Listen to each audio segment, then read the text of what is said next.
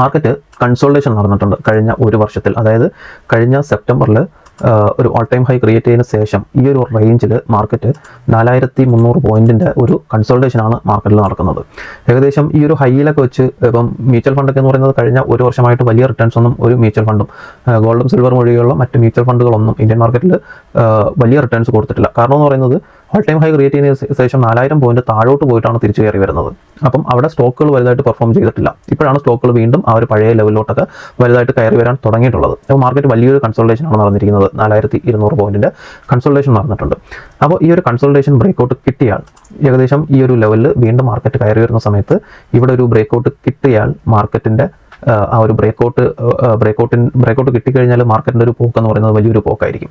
ഇതിന് മുന്നേ ഇതുപോലെ കൺസോൾട്ടേഷൻ നടന്നിട്ടുണ്ട് മാർക്കറ്റിൽ. നമ്മൾ ബാക്കിലോട്ട് പോകുകയാണെന്നുണ്ടെങ്കിൽ ഈ ഒരു ഏരിയ നോക്കിയേ,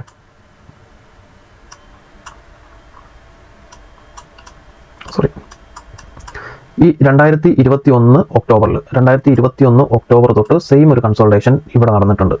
ഇവിടെ നടന്നിരിക്കുന്നതെന്ന് പറഞ്ഞാൽ ഏകദേശം 3400 പോയിന്റിൻ്റെ കൺസോൾട്ടേഷൻ ഇവിടെ നടന്നിട്ടുണ്ട്. അത് ഏകദേശം 1.5 വർഷം നീണ്ടു നിന്ന കൺസോൾട്ടേഷനാണ്. മാർക്കറ്റ് ഈ ഒരു ഏരിയയിൽ ആ സമയത്തും ഓൾ ടൈം ഹൈ ക്രിയേറ്റ് ചെയ്തതാണ്. ഇവിടെ ഒരു ഓൾ ടൈം ഹൈ ക്രിയേറ്റ് ചെയ്തതിന് ശേഷം പിന്നെ മാർക്കറ്റ് താഴോട്ട് പോയി, പിന്നെ മുകളിലോട്ട് പോയി, വീണ്ടും താഴോട്ട് വന്നു, വീണ്ടും മുകളിലോട്ട് പോയി, ആ ഒരു ലെവലിൽ നിന്ന് ഒരു ഓൾ ടൈം ഹൈ ക്രിയേറ്റ് ചെയ്തിട്ട് വീണ്ടും താഴോട്ട് വന്നു.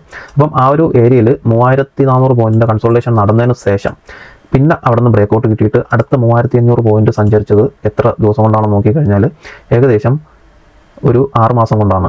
മാർക്കറ്റിൽ അടുത്തൊരു ബ്രേക്കൗട്ട് കിട്ടിയതിന് ശേഷം നടന്നിരിക്കുന്ന 3400 പോയിന്റിൻ്റെ മൂവ്മെൻറ്റ് എന്ന് പറയുന്നത് വെറും 6 മാസം കൊണ്ടാണ് നടന്നിരിക്കുന്നത്. അപ്പം എപ്പോഴും ആ ഒരു കൺസോൾട്ടേഷൻ കഴിഞ്ഞാൽ കൺസോൾട്ടേഷൻ്റെ റേഞ്ച് എത്രയാണോ അത്രയും പോയിന്റ് മുകളിലോട്ട് ബ്രേക്കൗട്ട് കിട്ടിക്കഴിഞ്ഞാൽ അത്രയും പോയിന്റിൻ്റെ ഒരു മൂവ്മെൻറ്റ് മാർക്കറ്റിൽ ഉണ്ടാകും.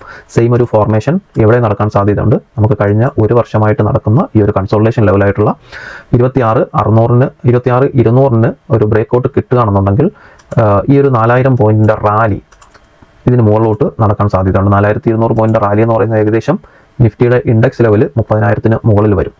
നമ്മൾ പറഞ്ഞാൽ വിശ്വസിക്കത്തില്ല. ഇല്ല, ഇത്രയും മുകളിലോട്ട് കയറി പോവോ, വീണ്ടും 26,000-ന് മുകളിൽ 30,000 പെട്ടെന്ന് എത്തുമോ എന്ന് ചോദിച്ചു കഴിഞ്ഞാൽ ബാക്കിലോട്ട് നോക്കിക്കഴിഞ്ഞാൽ മനസ്സിലാവും. ഇത്രയും പോയിന്റ് നമ്മൾ ആ സമയത്ത് ഇവിടെ 18,000-ലൊക്കെ മാർക്കറ്റ് നിൽക്കുന്ന സമയത്ത് അടുത്ത 6 മാസം കൊണ്ട് 3000 പോയിന്റ് കയറുമെന്ന് പറഞ്ഞു കഴിഞ്ഞാൽ ആരും വിശ്വസിക്കില്ല. സെയിം അതേ ഒരു ഇത് തന്നെയാണ് മാർക്കറ്റിൽ ഇവിടെ നടക്കാൻ പോകുന്നത്. എപ്പോഴാണോ 26,200 ബ്രേക്കൗട്ട് മുകളിലോട്ട് കിട്ടുന്നത് ആ സമയത്ത് ഈ ഒരു റേഞ്ച് അത്രയും നേരെ മുകളിലോട്ട് കോപ്പി ആകാനുള്ള സാധ്യത വളരെ കൂടുതലാണ്. അപ്പം ചാർട്ടിൽ എഴുതിയിട്ടേക്കുക 30,000 എപ്പോൾ എത്തുമെന്ന് ചോദിച്ചു കഴിഞ്ഞാൽ എപ്പോഴാണോ നമുക്ക് ഈ ഒരു റേഞ്ച് ബ്രേക്കൗട്ട് കിട്ടുന്നത് 26,200 റേഞ്ച് എപ്പോഴാണോ മുകളിലോട്ടൊരു ബ്രേക്കൗട്ട് കിട്ടുന്നത് ആ സമയത്ത് നമുക്ക് പ്രതീക്ഷിക്കാം 30,000 ഒരു 6 മാസത്തിനുള്ളിലെങ്കിലും എത്തും എന്നുള്ള കാര്യം. അപ്പം ഈ ഒരു ബ്രേക്കൗട്ടിന് വേണ്ടിയിട്ട് കാത്തിരിക്കുക.